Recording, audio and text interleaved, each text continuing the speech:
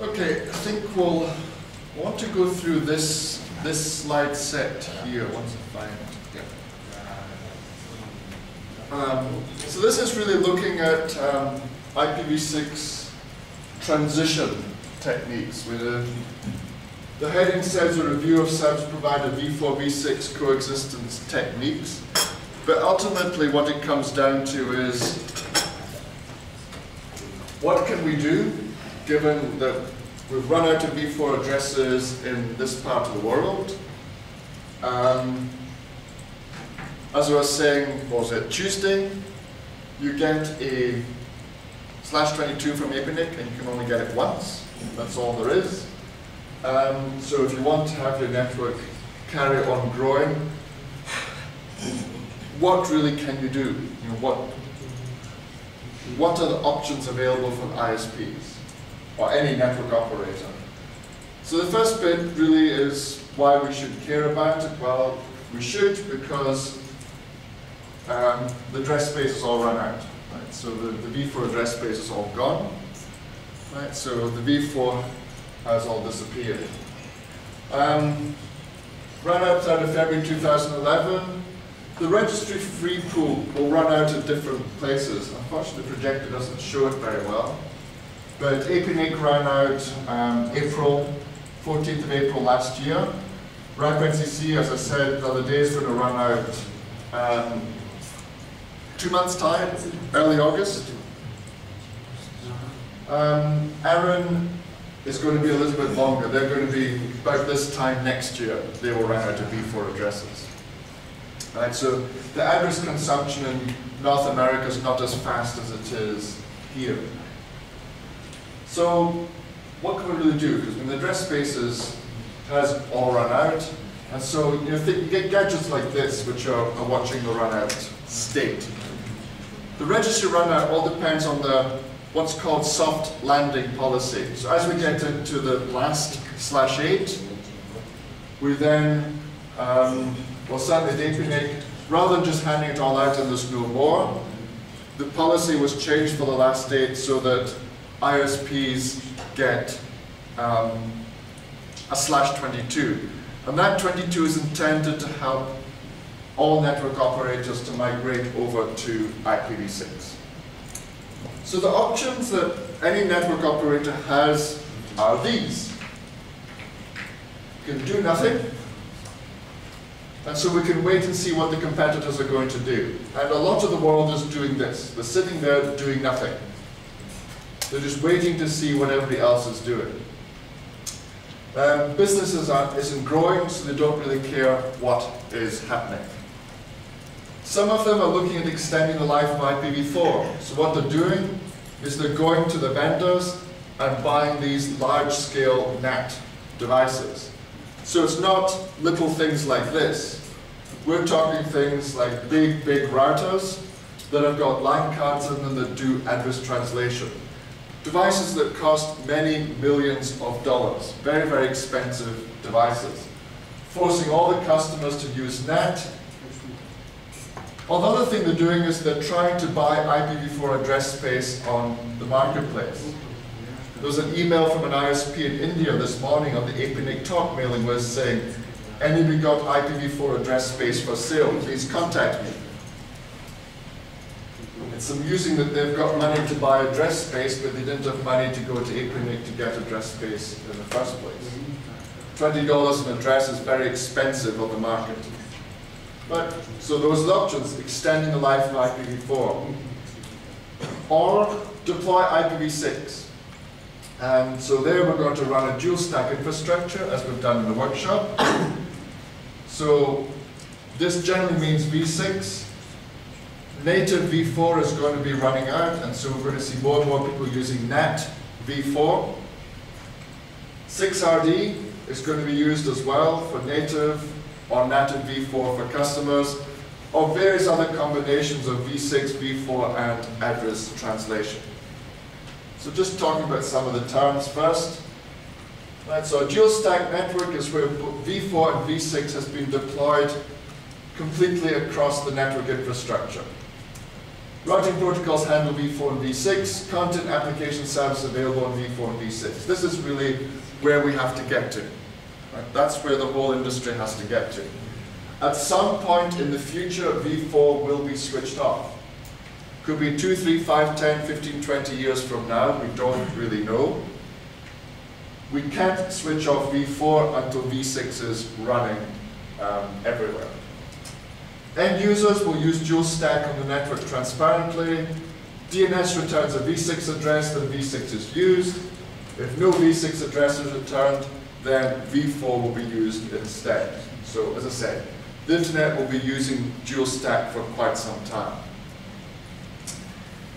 When we talk about tunnels, an IP and IP tunnel, it just means that an IP packet from one address family, for example v4, is encapsulated in an IP packet from another address family, for example v6. That's what a tunnel is. It's not a physical tunnel. It's just we take the packet from one protocol family and put on a header from another protocol family so it can be carried through that network. So we talk about v4 tunnels, v6 tunnels, and so on. Right, so this lets the ISP provide a dual stack service before we get all the infrastructure ready to run the new protocol. So tunneling techniques, we've got IP and IP, which you're familiar with, the IP tunnels. GRE, which lets you run pretty much anything, generalized routing encapsulation. Lets you run anything through the tunnel. 6 to 4, we talked about, pretty much gone. To radio is another tunneling thing. ISOTAP's another tunneling thing. 6RD is another tunneling mechanism. Of course, MPLS is another tunneling mechanism as well, not relevant to this.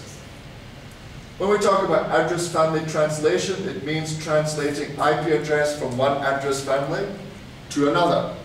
So for example, IPv6 to IPv4 translation, which is called NAT64. Or IPv4 to IPv6 translation, NAT46. And so that is translating between different address families. Quite often it's called protocol translation. So it's protocol translation. So AFT. NAT itself is translation of one IP address into another IP address. When we talk about NAPT, we do translating of the address into another address, but using the TCP or UDP port to distinguish between packet flows. Right, so quite often, for example, this D-Link sitting at the front here is using NAPT because it's got one address and we're translating lots of addresses in this network here onto one address on the hotel network. Right, so that's NAPT. Another one is NATPT, the NAT with protocol translation, which is one particular technology now obsolete. We did have NATPT, and that was an old way of providing translation between v6 and v4. People talk about carrier-grade NAT, and that's an ISP version of what's sitting in here. So this device in here can probably do 200 NAT sessions maximum. After that, it stops working. Whereas a carrier-grade NAT can do millions of translations. And so it's a very, very big box that can do millions of translations. And it can not just do IP address to IP address, it can also do protocol translation as well, so between v6 and v4 and vice versa. So the ISP version of a standard NAT box is big, has got many, many options and features.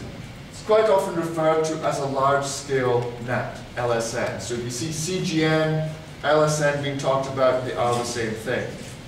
Your vendors will be coming to you trying to sell you CGNs and LSNs. Be aware that they are very, very expensive devices. So this first strategy is doing nothing. So we're sitting here. Right? The service provider network is here, it's a v4 only. We've got the v4 internet V4 internet out there, the V6 internet here. We've got the consumer here.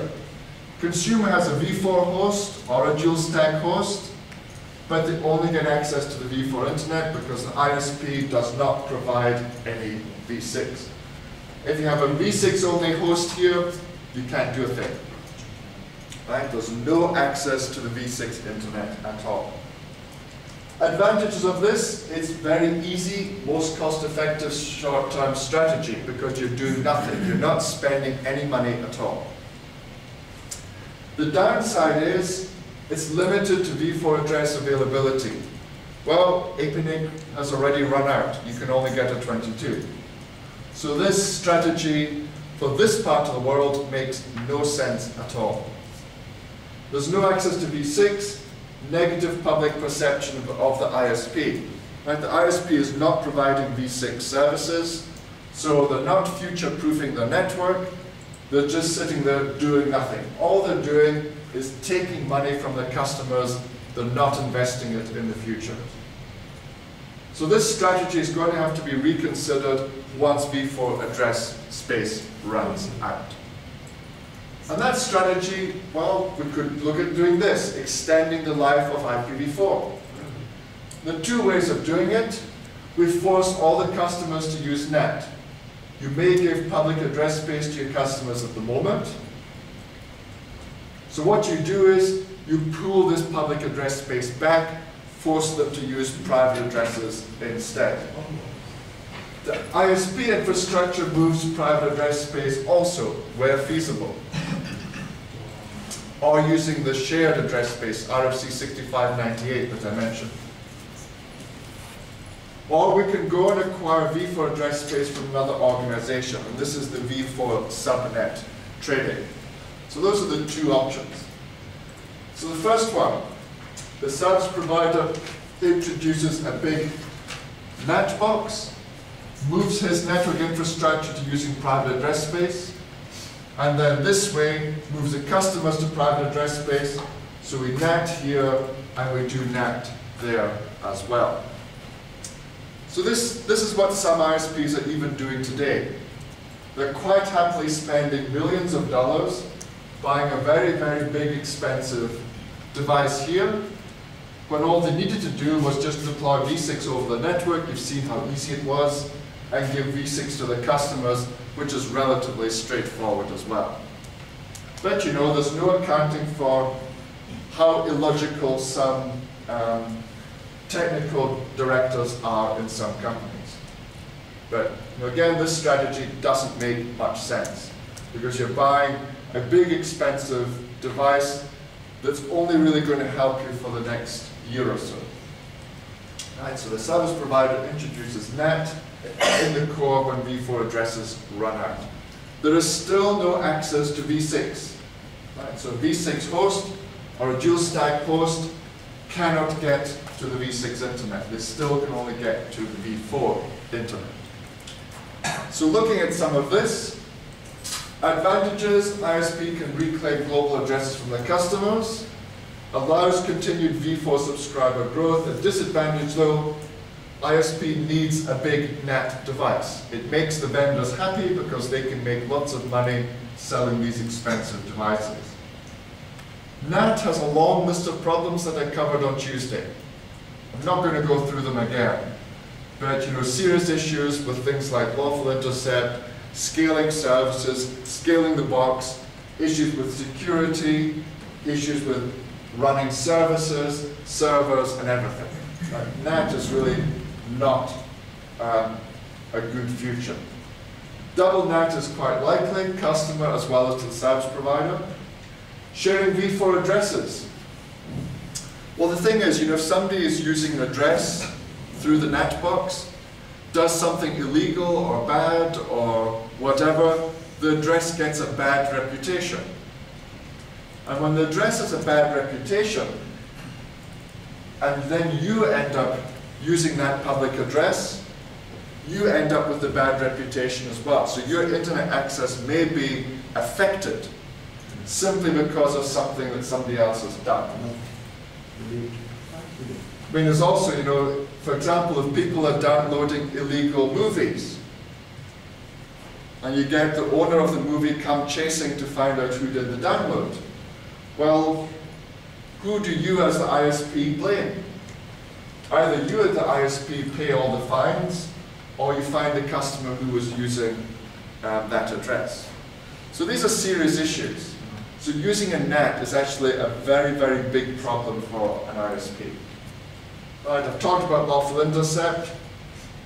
All it's going to do is postpone v6 deployment for the ISP. It's not going to put it off. And of course, it prevents subscribers from using v6 content, services, and applications. The other option is v4 subnet trading. Today, the cost of getting v4 address space is quite low. Service provider has to pay a registry membership fee, not very much at all, and the registration service fee, not very much at all either. In fact, to get something like a /20 from APNIC used to be pretty cheap. You've got this membership fee and then the ongoing administration service fee. So it was very cheap to get address space. And so end sites usually will get v4 address space from the service provider block. In fact, many ISPs already charge the end site for the privilege of getting v4 addresses. I get one address at home, public address from my ISP, and I pay for it every month because I don't want a private address at home.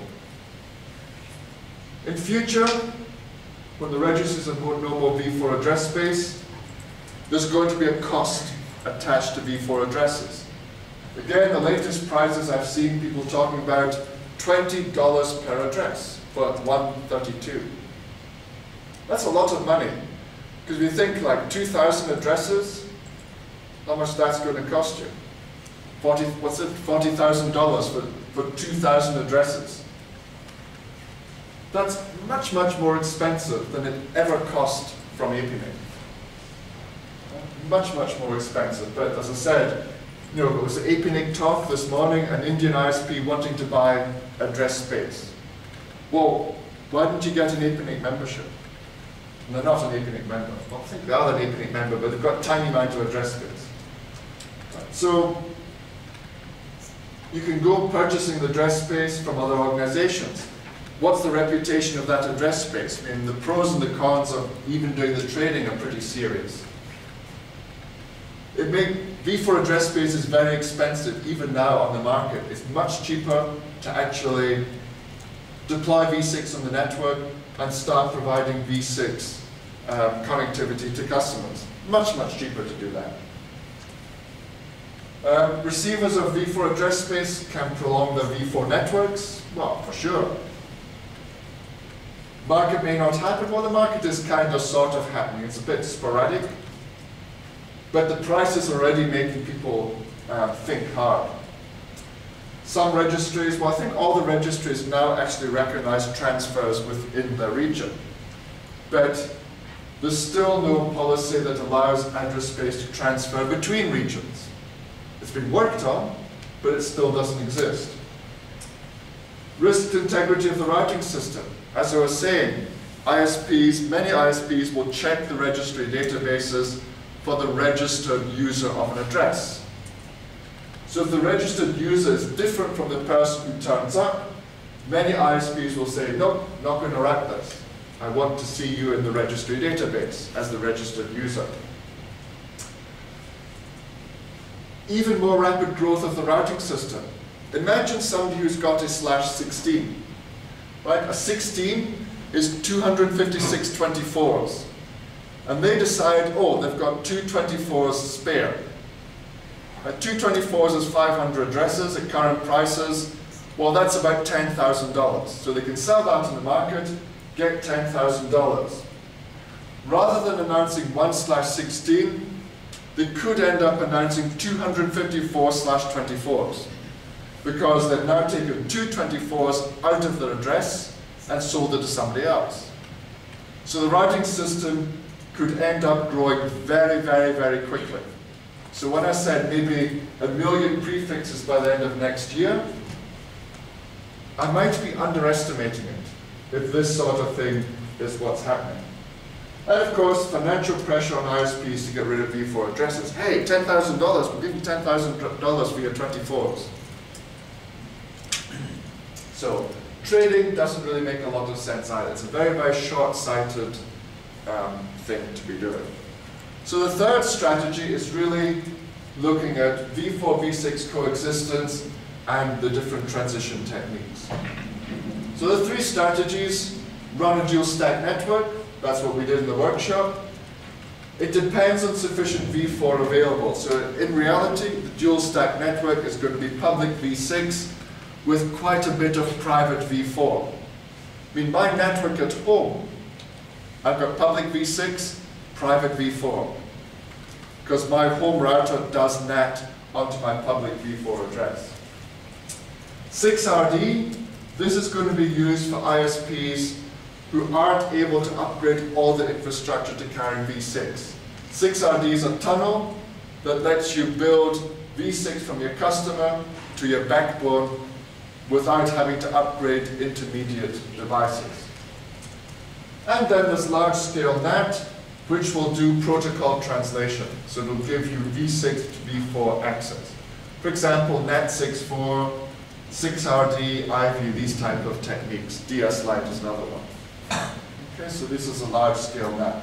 So we're still going to use large-scale NAT, but to do protocol translation.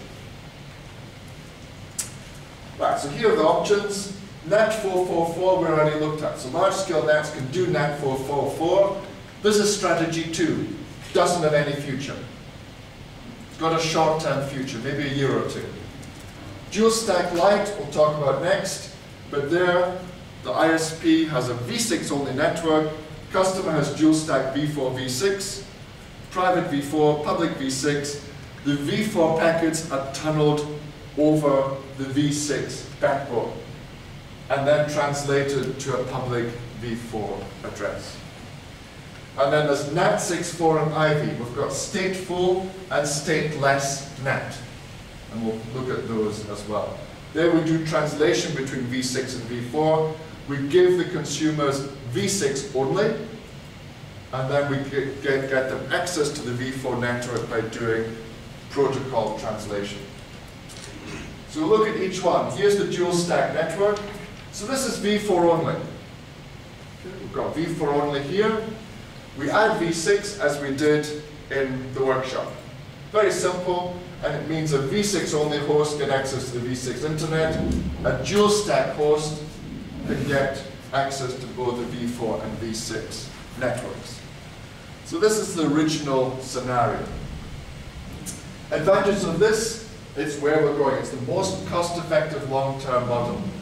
So company CTOs who have a bit of vision will be doing this. Company CTOs without any vision, with no idea of the network or what's going to come in the future, will do something else. Too short term. This is the only way forward. Once v6 services are deployed, we discontinue v4. We can simply pull v4 out of this network. Very, very simple to do. Even on the workshop here, we can pull v4 out fairly easily. The disadvantages: v4 growth is limited to v4 address space. Once we run out of v4 address space, hard to run dual stack. But running a dual stack network means extra staff training. Frankly, all staff are going to be trained no matter which strategy we do. Strategy 1 doesn't need any training, but that's dead end. Strategy 2, using an ISP NAT box, needs training, especially when you have regulators and law enforcement wanting to know what your customers have been up to, if they've been up to illegal things. v6 from existing v4 infrastructure might cost extra in terms of hardware. You might have to upgrade some hardware. Okay, you might have to upgrade. This is becoming less and less of a problem. 10 years ago, it was a big problem. There was not many routers could do v6. Nowadays, you cannot buy a new router that can't do v6. Well, you can still buy some of these small things, these small consumer things. It's harder to find those that will do v6. But a backbone router trying to buy a backbone router today that can't do V6, it'll be a pretty cheap and nasty device if it can't do it. Cisco and Juniper have had V6 on their routers for at least 10 years. Dual stack, all working, no issue. Other issues, V6 only endpoints cannot access V4. So if there's a site that is V4 only, a V6 only host can't see it. But these days, not many people are running V6 only networks. In fact, hardly anybody at all. Most people are running dual stack, V4, V6.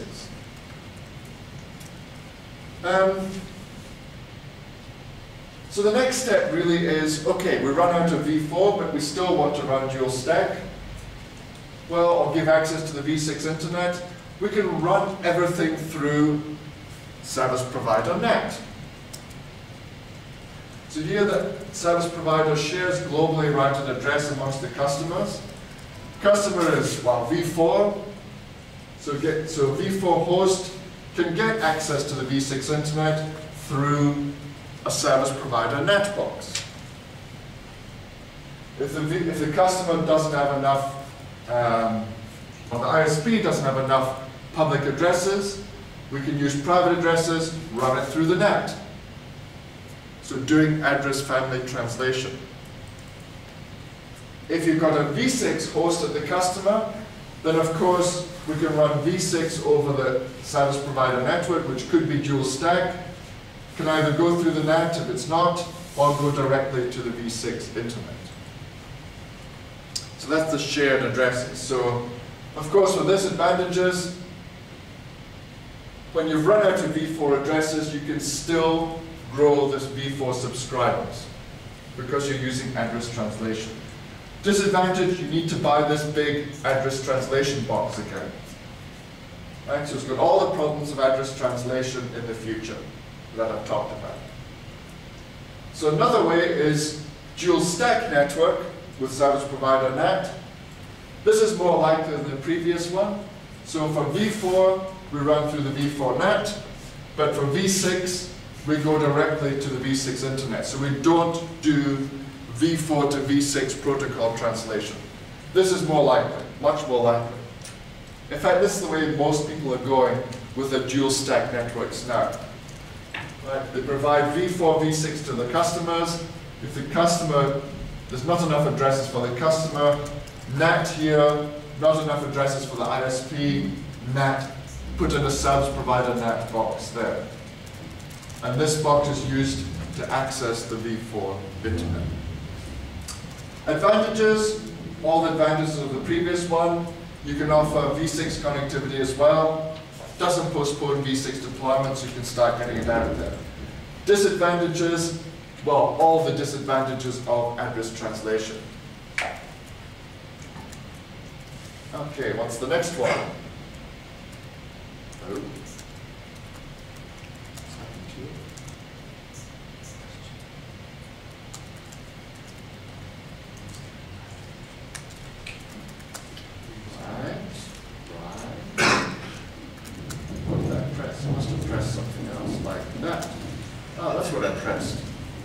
Okay, dual stack with NAT. Right, covered that.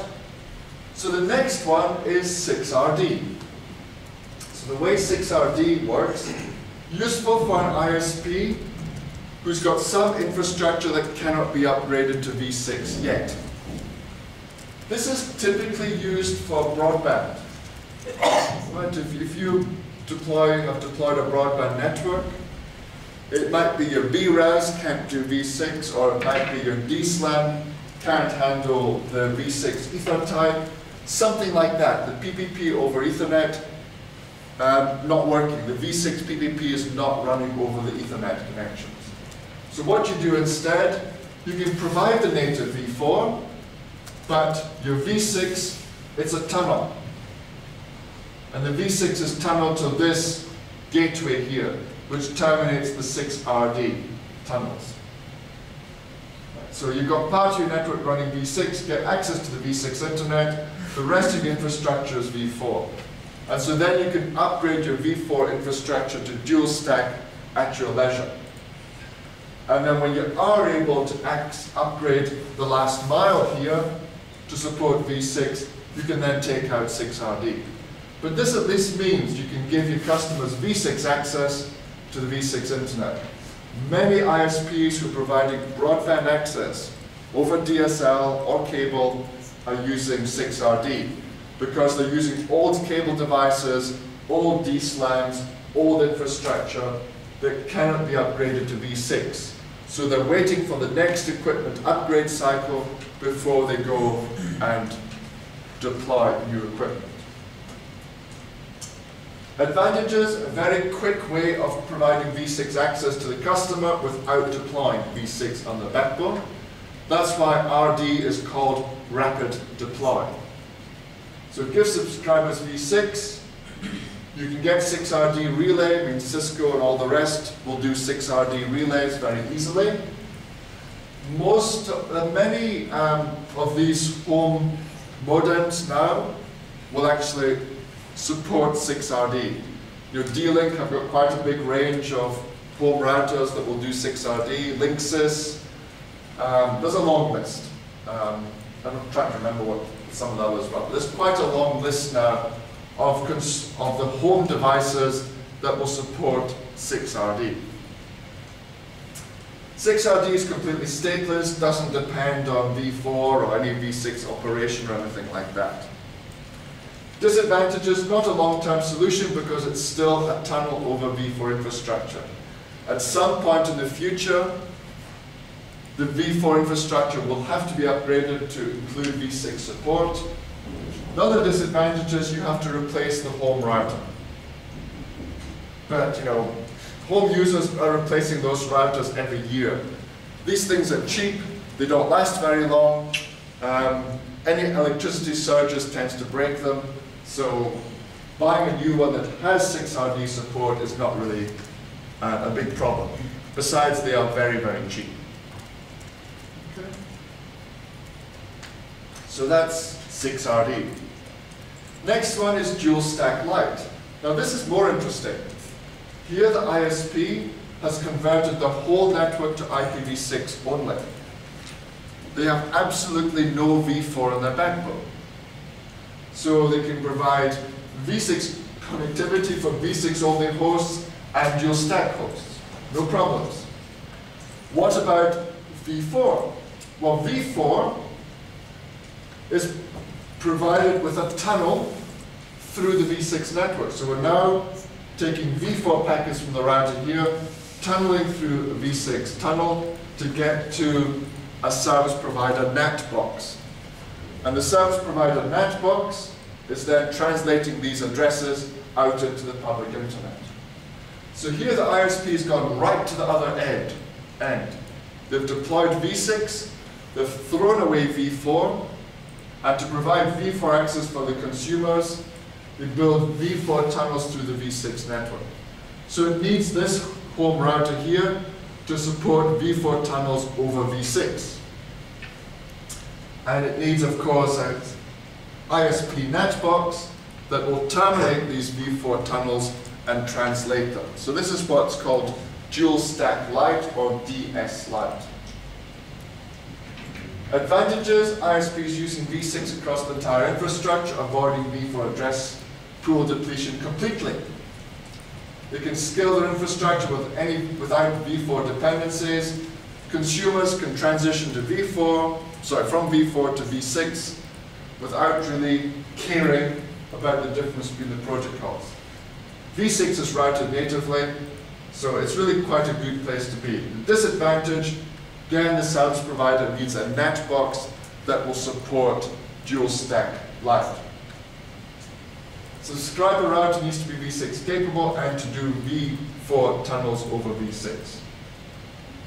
Of course, all the drawbacks of NAT because we've got the service provider NAT. The next one to look at is NAT 6.4. So we've got v6 connectivity to the customer router.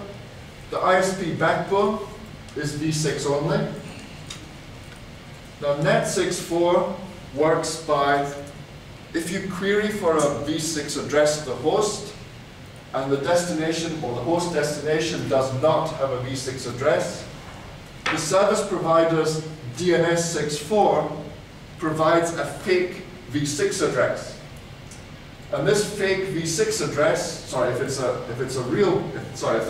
end site has v6, we use native v6, but if the end site has a fake v6 address, the fake address is sent to this protocol translator. The protocol translator realizes that this is a fake address, it's programmed with the fake address range, and translates the packet out into v4. So this is how NAT64 works. So what you need to do here is change your DNS server. So normally a DNS resolver, when you query for an address of a destination, it asks for a quad A, so v6 address. It then asks for a v4 address. If a v6 address is returned, it goes by v6. If a v4 address is returned when this device asks, well, there's no point giving the v4 address to this host. It just can't get to it. So this name server replaces the v4 address with a v6 address.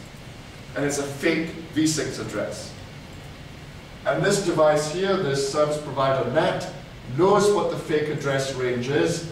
And so when any outgoing packets use that fake address range, it translates them into v4. When the responses come back, it knows that this response is for the fake v6 address range, translates them to v6, and they run over the native backbone to the v6 host.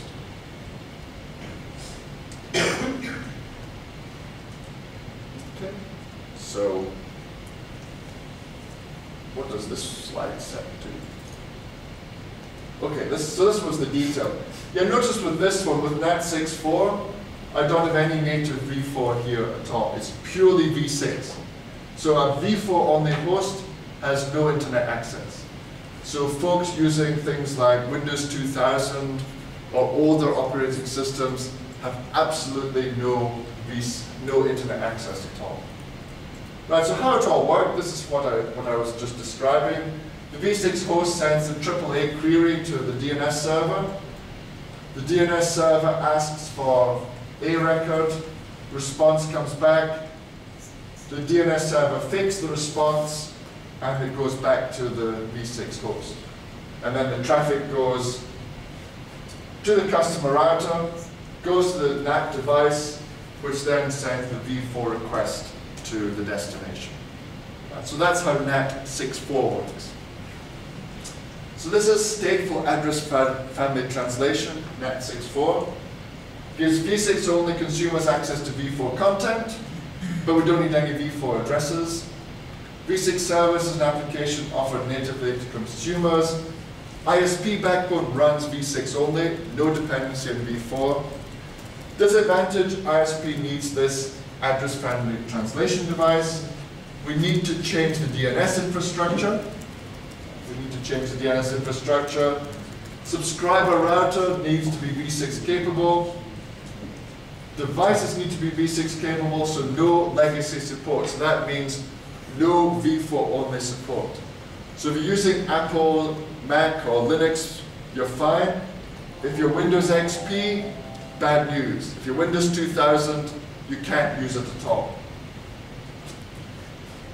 So the other one, address family translation, is the stateless version, and this is called IV. IV, well, 1V is 4, V1 is 6, if you know your Roman numerals. So that's how IV gets its name. So the way this works, the v6 host sends a query to the DNS server. If it's a v6 destination, we get normal access to the v6 internet. If it's not a v6 destination, then we synthesize an address. Now the way IV works, it's based on the v4 address. So we include the v4 address inside the v6 address. So the IV translator knows how to do the translation and give access to the network. So this is stateless. So even though the packet comes back, We know what the IV pools are, so we can do the mapping back into the V6 network. So it works like this. Right, we send the quad A request, the DNS server sends the query for the A record, the A record comes back, we get the synthetic quad A, but this time it's an IV-based one based on the v4 address, and then the request goes out into the internet. So that's all. You can also do it this way around. This is not really much good. You can also run IV the other way around, where you've got v4 infrastructure, and you can use IV to give access to the v6 internet. But not many people will do this. Right, the future is using IPv6 at the consumer. Right, so it's common for ISPs to implement both. Well, that's what it says here. I've never seen people do both. I've seen people use v6 to v4. But anyway. Advantages, same as NAT64, it's stateless, therefore it scales better than NAT64 does. Disadvantage, addressing, troubleshooting, because the addressing relies on having public v4 addresses. If you don't have enough public v4 addresses, you can't use IV, because once all the address spaces run out, we've got a problem. So it only makes sense if you've got enough v4 addresses. As soon as you run out of v4 addresses, you need to use NAT64. So that's a bit of a problem with IV. I won't bother with the content bit. Right. So conclusions and recommendations. This table is hard to see, but we'll have a look at the slides later on. But it compares all the different transition techniques and look at some of the operational issues. So v4 only network, this is the do nothing. Do nothing, as you can see, pretty much means no issues. But it also is no future. So the next step up is, what's the next step? SP v4NAT and v4 only network prolongs v4, has scaling issues. It allows business growth, but it has scaling issues. You don't need to deploy v6, so you can avoid v6. Doesn't coexist with v6. It's fairly simple to operate. We know how NATs work. There are issues with scaling, with DNSSEC, with lawful intercept. Right, so these are all issues. If we run dual stack with no v4 NAT, doesn't prolong v4, but it's limited to v4 address availability. So not so good either.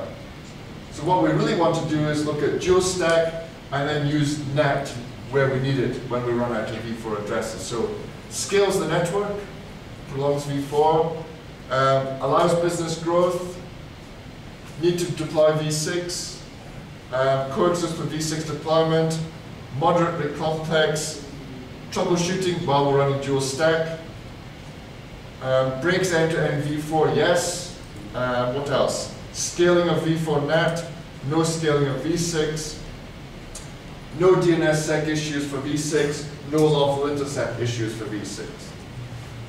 So really, I mean, the best place we want to be is somewhere in here. 6RD at least lets us get over problems of running v6 on some v4 only infrastructure. 6RD with NAT, of course, introduces all the NAT problems. DS Lite has NAT problems. Stateful AFT's got NAT problems. Stateless doesn't have NAT problems, but we're limited to the amount of address space we have. So these are really the transition techniques that are realistic. So for you looking forward to your future, you need to try and work out which ones make sense. Frankly, it's going to be dual stack until you run out of v4. And if you want to give v4 to your customers, then you're going to have to look at dual stack with NAT. You can start looking at doing v6 only to your customers, and then you're looking at NAT64. Some people are starting to do that. The mobile operators are starting to look NAT64. Some of the new mobile networks, your mobile phone is v6 only. So if you've got an Apple iPhone, too bad. There's no v6 here. But most of the Android phones who are using the latest software will have v6 on them. So the new mobile networks are going v6 only with NAT 6.4. So T-Mobile's network in the US, the new one, 3G network, v6 only. Verizon, their new network in the US, v6 only. Mobile in the Middle East, v6 only. Okay, they're all using NAT 6.4. So certainly if you're a mobile operator or work for a mobile operator, you need to look at your next generation mobile network, v6 only, NAT 6.4, to give you access to the v4 network. That's the only sensible way forward. Okay, what else? If you've got broadband customers, say connecting by cable, DSL, you can't upgrade the DSL or cable plant to carry v6 frames. Then 6RD is what you're going to need to do until you can upgrade that part of the infrastructure. Give dual stack to the customers. What else makes sense? You can look at giving v6 only to your customers using NAT 6.4. DS Lite is a much bigger leap. I mean, there you're removing v6 from your backbone. Removing v4 from your backbone and running just IPv6. Not many people are doing that as yet. Okay, some of the issues: complexity of operation. I mean, there's complexity of troubleshooting. Running two address families and tunnels is going to be more complicated than doing nothing. End-to-end connectivity broken in v4. Well, the ISP NAT box is just going to make this matter worse. And the more layers you put in of NAT devices, the harder it's going to be to run the network. So if we look at where the changes occur, if you stay with v4 only, there's no change until you're forced to provide v6 access to your customers. If you're using dual stack, go NAT, change CPE only if the consumer needs the router changed. Otherwise, there's nothing else needs to be modified. If you're using ISP NAT, so just NAT 444, no v6 at all, nothing needs to change, but you're going to need a protocol translator to get access to v6. Dual stack network, change the home router if the customer wants v6, and you need a NAT box. 6RD, change the home router. 6RD with NAT, new NAT box, and change the router. DS Lite, change the home router, and introduce a NAT box. Stateful EFT, change the home router, change nothing else, but you've got NAT issues. Stateless EFT, again, you're going to have to change things. There's no real escape. If you want to remain in the internet business, you're going to have to do something. So that's looking at where the changes will happen. And the possible scenarios are that most of the content and applications move to v6 only. Most of the content applications offer dual stack. This is really where the v6 launch yesterday is taking us to, that content and applications are offered v4 and v6. Most of the users moving to v6 only. It's happening with mobile operators using LTE networks, some of the newer handsets doing the 4G networks. No change. Some people are determined not to change anything. No change to even content that the service provider doesn't want to do double NAT, so they go looking more for v6. So the potential techniques that you have: content applications move to v6, v6 only network, dual stack 6RD and DS Lite, going to be options. Content applications dual stack, then we run dual stack network, 6RD, and we'll probably need to use NAT as well. v6 only users, NAT 6.4, seems realistic. No change, we just keep adding NAT boxes everywhere. And of course, no change, and we're not adding anything. It's basically just do nothing whatsoever. So if you look at all this, the actual recommendations are we all should be deploying v6 as a long-term strategy. As I said on Tuesday, any of you here who do not have a v6 address block, we'll show you how to get it. It's very simple. Actually, there are only 7 organizations in Mongolia with v6 addresses. I can tell you who they are when I'm finished. Right, so if you don't have v6 address block now, go and get it. Right, look at the current addressing usage that you've got. Have you got enough v4? Are you going to start adding in NAT as well, just to carry on v4 network growth? Have a look at the translation mechanisms between the v4 and v6 internet. Are you going to provide your customers dual stack? And if you do provide your customers dual stack, you'll need to get a supply of home gateways that are dual stack. Actually, I should have a look, see if this one can do it. DIR 615, I think it can.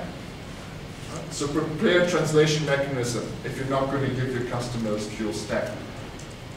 Educate the users on how v6 works. Before you educate your users, educate your staff. So the first place after you've upgraded your own backbone is to give v6 to all your staff.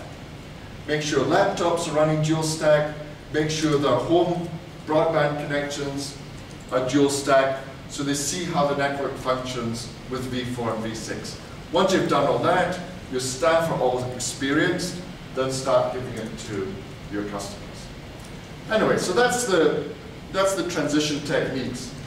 People will talk about all sorts of other things for transition techniques, but quite frankly, what I've discussed here is where it's going. This is what people are going to be doing. You want to keep it quite straightforward. Look at what you need to do. Look at what's easiest for you. And the easiest thing is usually not doing nothing. You need to do something to scale the future of your network. I mean, the other things we'll talk about tomorrow in the case studies. If your upstream provider cannot do v6, change your upstream. That's the only way you will force them to do things. Right? Change your upstream. You all have choices.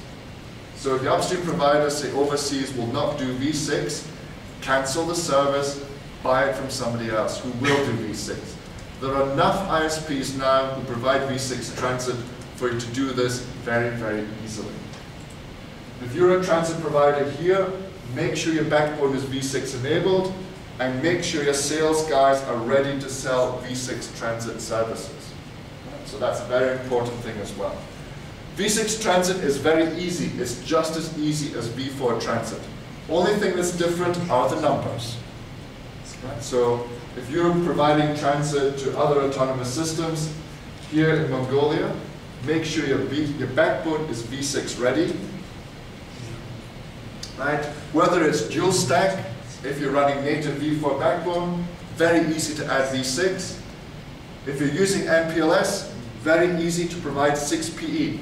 You just turn it on in all your routers, and you can provide v6 to your customers very simply. Okay, so today there's literally no excuse for an ISP not running v6 in the backbone.